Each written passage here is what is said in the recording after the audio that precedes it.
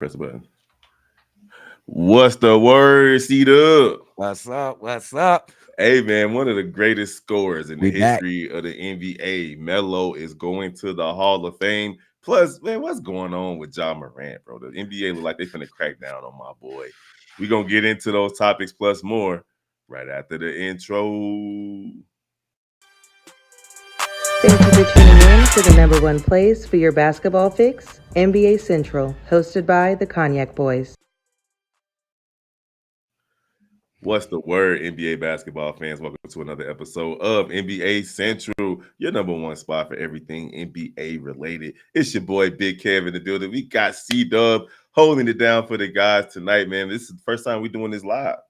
Oh yeah, let's do it. I mean, I'm ready for everything. Let's do it, man. Let's talk hoops. Y'all already know, hit us up at NBA Central Pod, wherever you like to receive your social media information. And man, listen, we gonna get right into it. Carmelo Anthony. Listen, Mm, man. Carmelo Anthony is going to the Hall of Fame. He's a first ballot Hall of Fame player. I believe he played like 17, 18 years across his career, played for the Nuggets, the Knicks, the Thunder, the Rockets, the Trailblazers. I forgot about his time with the Trailblazers. I ain't gonna yeah. even front.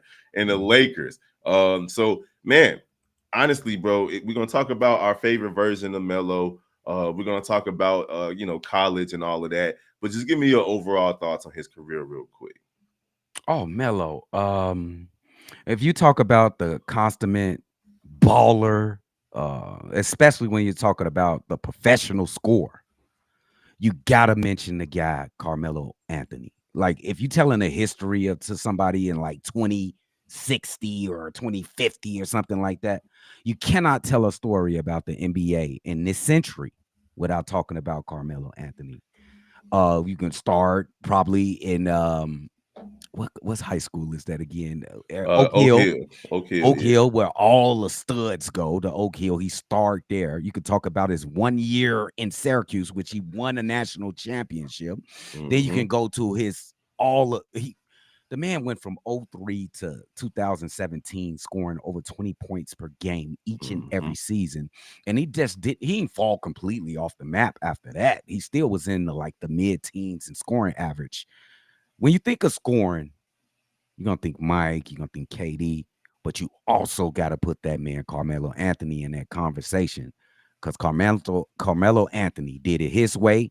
He can give it to you any type of way you want it. If you want to get crossed, if you want to play bully ball, he can get you down there and beat you to death. Ask Kobe Bryant about that. Yeah. He talked about the physicality of Carmelo Anthony. He actually said, Kobe Bryant said, he is the toughest guy to guard.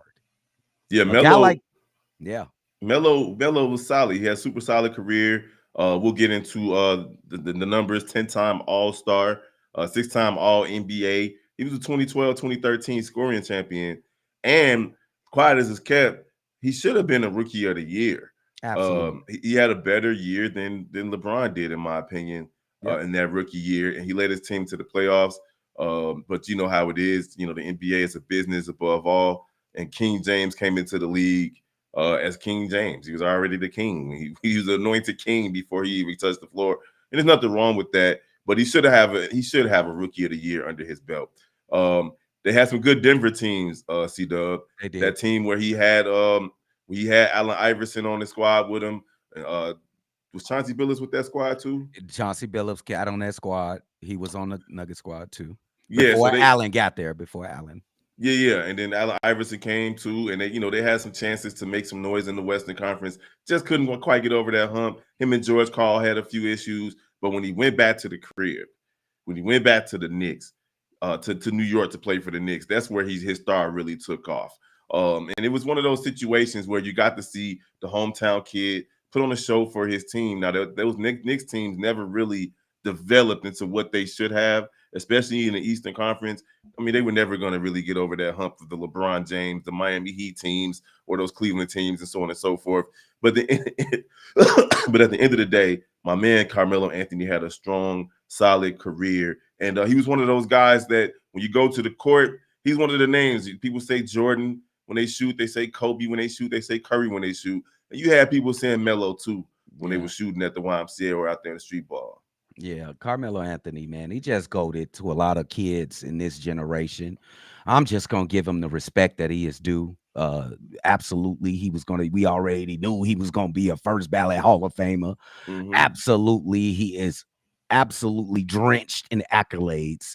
First team, second teams. You don't see no defensive accolades, but Carmelo ain't. Everybody ain't about defense. Hey, And he had better defense than people want to give him credit for. Because just like he was a bully ball in the post on offense, he wasn't finna let you just post him up and take him to school. He wasn't fast hands moving his feet. But if you posted him up, Melo was gonna play a little bit of defense. Kev, he was a 72 overall on defense. He's a 72 overall. We ain't talking when you talk Carmelo, defense never comes up in the conversation. I tried Melo. I tried to give him a It little should credit, never come into the conversation, bro. Hey, Hey, we just gotta sit back and appreciate what Carmelo did for this game.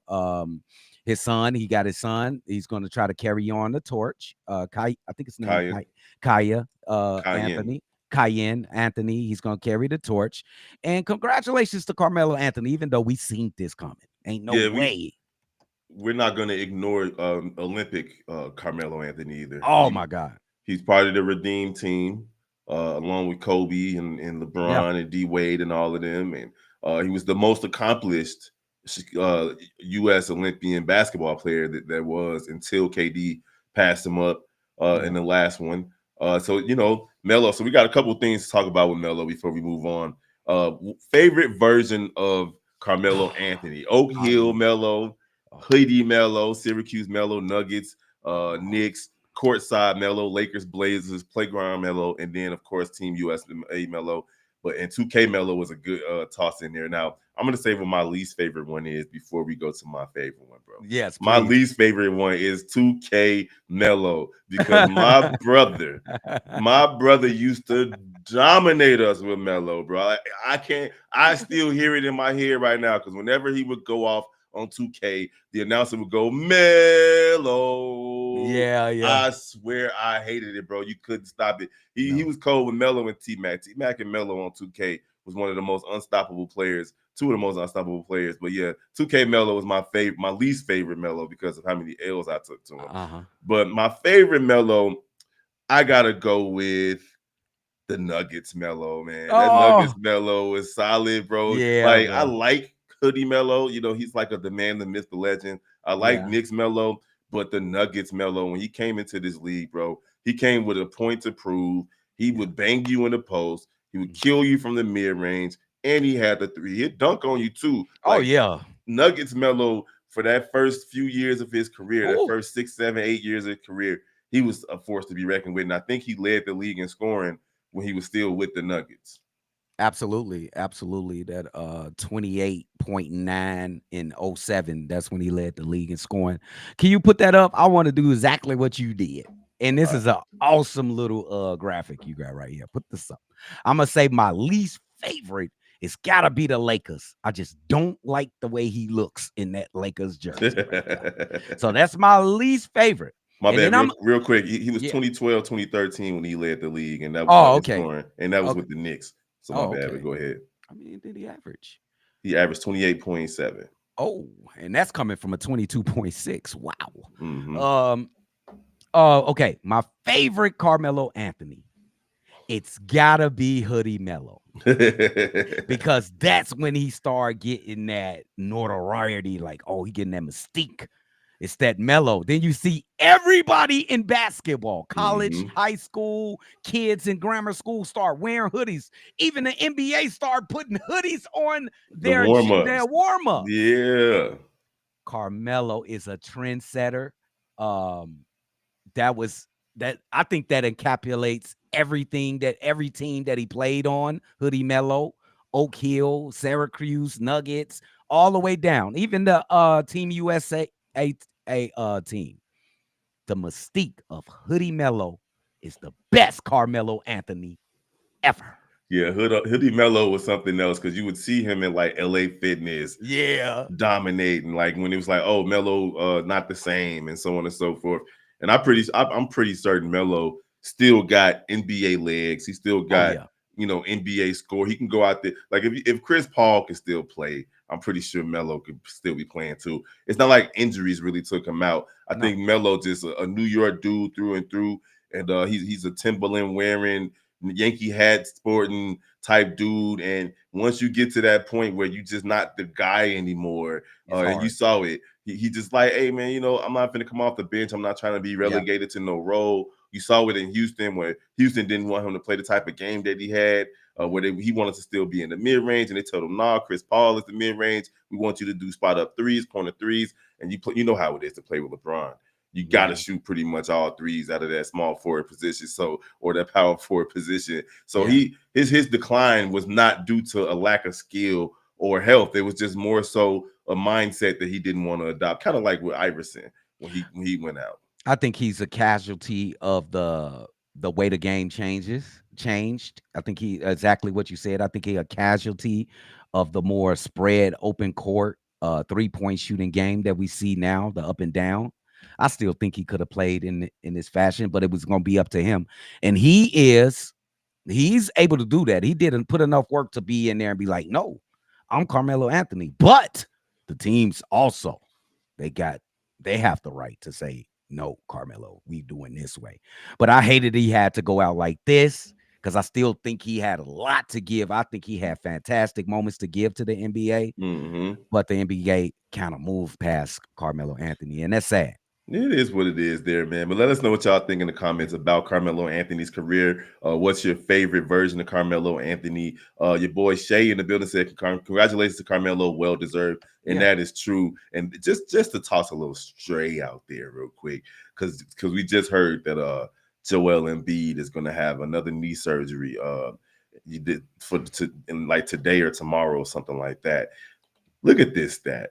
Carmelo Anthony, in games played since the start of the 2014-2015 season, the year that Joel Embiid was drafted, Carmelo Anthony played 470 games, and Embiid has played 452. Oh my goodness, bro! And that's including today. Melo been retired for 3 years, bro. Bro, that's so bad for Joel, bro.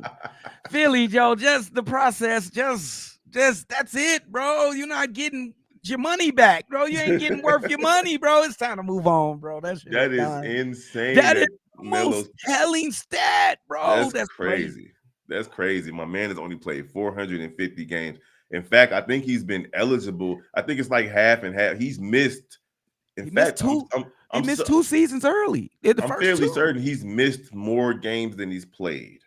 That'll be nuts. That'll be nuts. I'm pretty certain he has. I think he's missed more games that he was eligible to play in terms of since he's been drafted than he's actually played, which is just sad because, he's a really good basketball player. And Joel Embiid is good for the league when he's playing well. But that just goes to show you, man, like, listen, he was fortunate enough to get them contracts because Greg Oden didn't make it this far.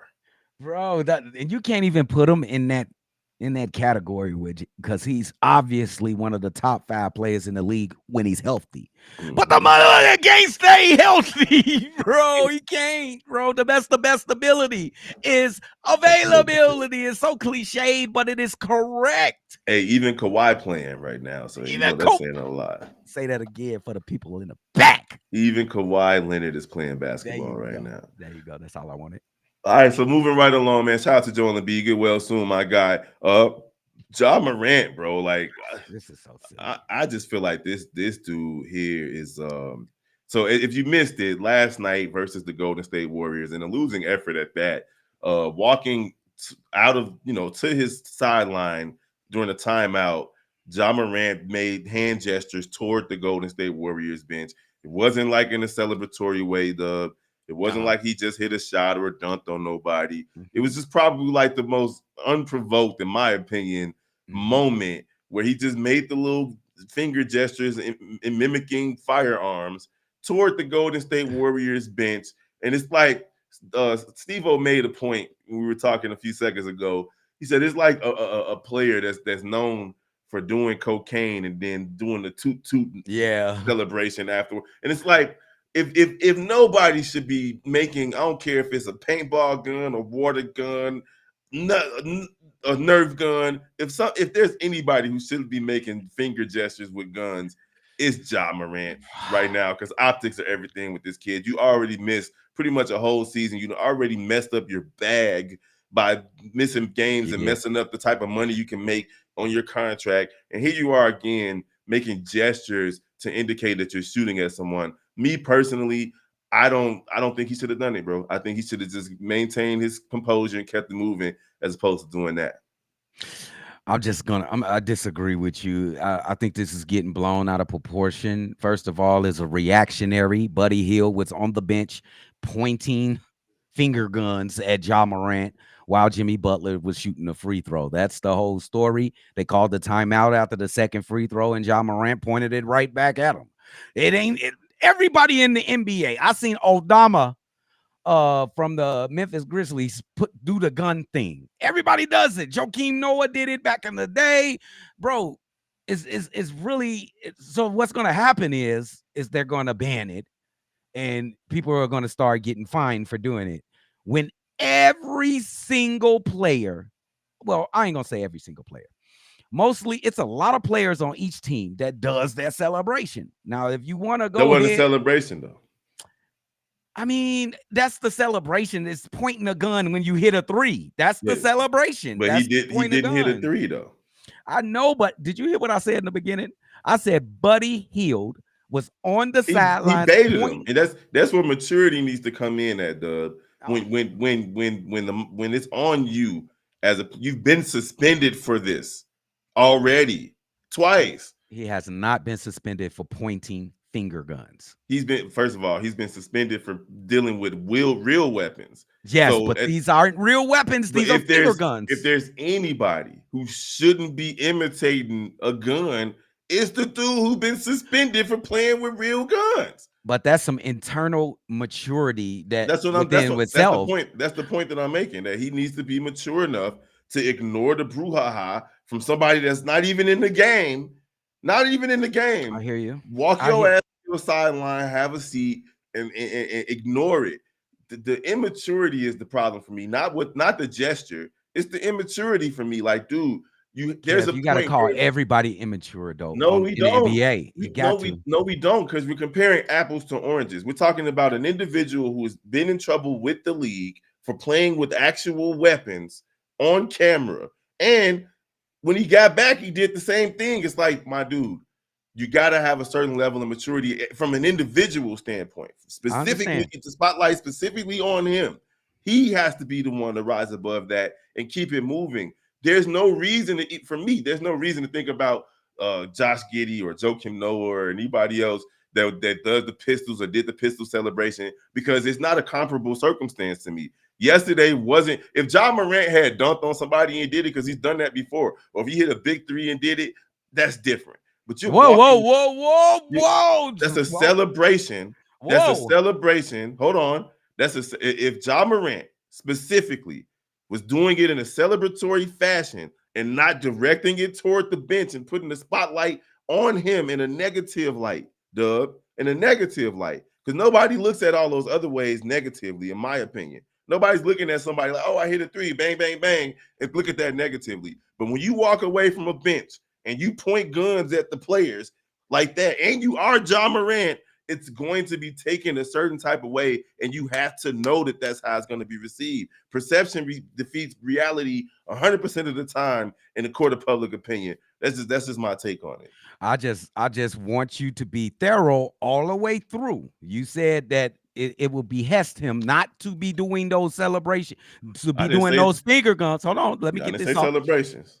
Not to doing those finger guns in any situations. That'll be the appropriate stance you should take, because you just said in the celebrations the finger guns are okay, because in actuality, in the truth, in the facts, those are not real guns. Nobody's going to get hurt. True. So he should not get reprimanded for anything. He will get reprimanded. Fingers at somebody. He will get reprimanded because of who he is. I think that's because of who he is. And you might be right, Doug. Like, you could be, you most likely are right that they are going to overreact and blow it out of proportion, but it's because of who he is that's going to be the case. Like, there's no reason for him to be doing it. Like, my guy, like, he would have done better doing a sword or something. Like do a baseball bat or something. Like there's no reason for you to for specifically Ja Morant, the person who has brought this on to himself. He brought it on himself. I just think it's a whole bunch of nothing. I think it's probably going to end up with them banning this celebration from everybody. You're probably going to get Oh, they fined if you will, pop it for sure. because it's getting too much media right now. I think you just cannot just fine Morant, because you can't suspend him for this. You probably could just fine Ja Morant for doing this. But if you fine him, you better fine Buddy Hield. You better find anybody that day that was pointing the finger guns. Well, right now, Anybody that day who was playing games who pointed the finger guns get fined too. It's well, not right fair. now it's already on record. The league is going to probe and look into So sick. both. They're going to look into both Ja Morant and Buddy Hield's gestures. Because according to ESPN, the NBA is looking into Memphis Grizzlies star Ja Morant using his hands and arms to mimic shooting toward Golden State bench late last night. And the league probe will also look into Warriors guard Buddy Hield's gesture of Morant's finger gun motions. So that's just the reality of it, man.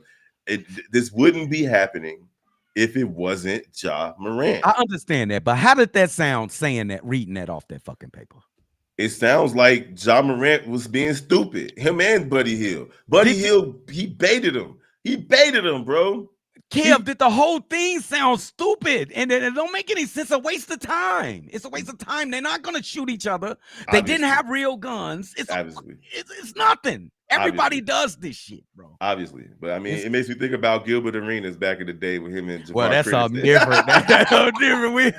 That's something different. Him and Javar credited back in the day over a dice game or something like that. That's crazy, bro. Now, that's different. You know? We almost talking about duels when we talk about. I challenge you to 10 paces, guys. But yeah, man, I just think again, this whole thing could have been avoided if Ja Morant would have just pointed at the referee like, "Did you see what this dude did?" The same way the Golden State Warriors did to him after he did it. It would have been a better situation. Obviously, you know, these kids like, "Oh, snitching, no snitching, yada yada yada." Absolutely. But at the end of the day, it's like, fam, you got to keep your nose clean at this point in your career. Like Ja Morant can't be doing stuff like that. I agree with you, but this right here, this is a whole bunch of nothing. That's true. That's true. All right, man. This was fun, bro. It was, bro. We'll be back next week, probably once or twice a week whenever our schedules align. But it's your boy Big Kev and C-Dub holding it down for NBA Central. The old heads is what the crew like to call us. Even though, you know, we ain't that old. You know what I'm saying? Neither one of us crossed that 50.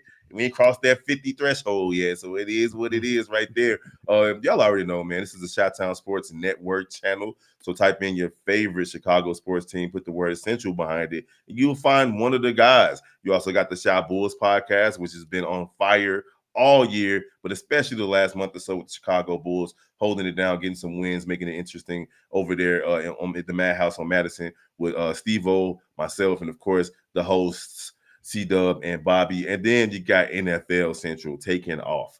You already know where to find me on Chicago White Sox Central. The White Sox had a decent start to the season so far. They've lost the last 2 games, but they've had a decent start to the season. Got 2 wins. So hey, it's better than what it was. It's looking bad. They could be, you know, they could be winless right now. You know, it is what we got 2. So y'all know what to do, man. Hit us up. Follow us at the NBA Central Pod, wherever you like to receive your social media information. We're going to get up out of here, man. We'll see you guys next week. Peace. Press the button. Come on now.